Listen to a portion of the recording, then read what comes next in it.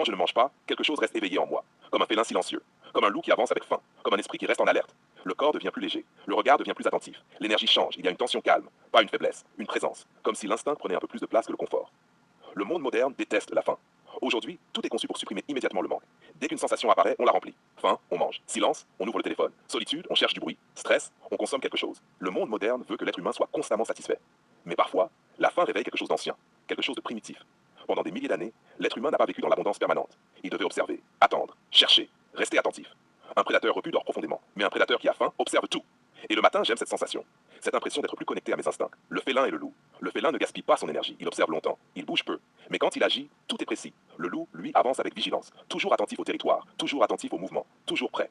Quand je mange trop tôt le matin, je sens parfois cette énergie disparaître. Le corps devient plus lent, l'esprit devient plus lourd. Alors que lorsque je reste léger, il y a une autre sensation, comme si le cerveau devenait plus clair, le regard plus froid, les mouvements plus calmes, la présence plus dense. Certaines personnes recherchent immédiatement le confort des réveils.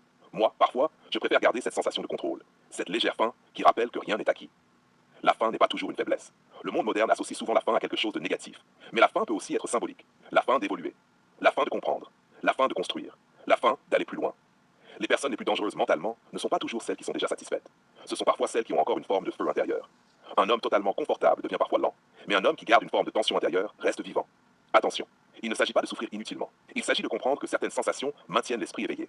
Et dans un monde rempli de distractions, rester éveillé devient rare. Le matin détermine l'énergie de la journée. Le matin est un moment particulier. C'est le moment où le monde est encore calme, le moment où beaucoup dorment encore, le moment où l'esprit peut entendre ses propres pensées. Et parfois, quand je ne mange pas tout de suite, j'ai l'impression de mieux ressentir cette énergie. Comme un animal qui traverse silencieusement la forêt avant le lever du soleil.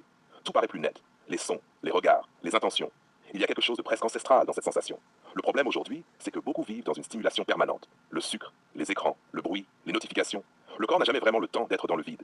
Pourtant, c'est parfois dans le vide que l'instinct réapparaît. Le rapport entre le corps et l'esprit. Le corps influence énormément l'état mental.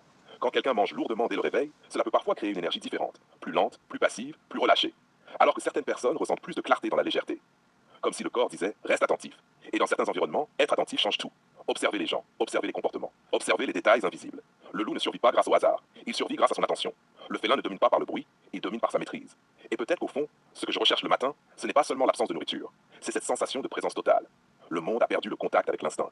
Aujourd'hui, beaucoup vivent déconnectés de leur propre corps. Tout devient artificiel, les rythmes, les émotions, les réactions. On consomme tellement qu'on ne ressent plus vraiment les choses. Mais parfois, une simple sensation de faim rappelle que nous sommes encore des êtres vivants, pas seulement des consommateurs. Des êtres capables d'observer, d'attendre, de contrôler leurs impulsions.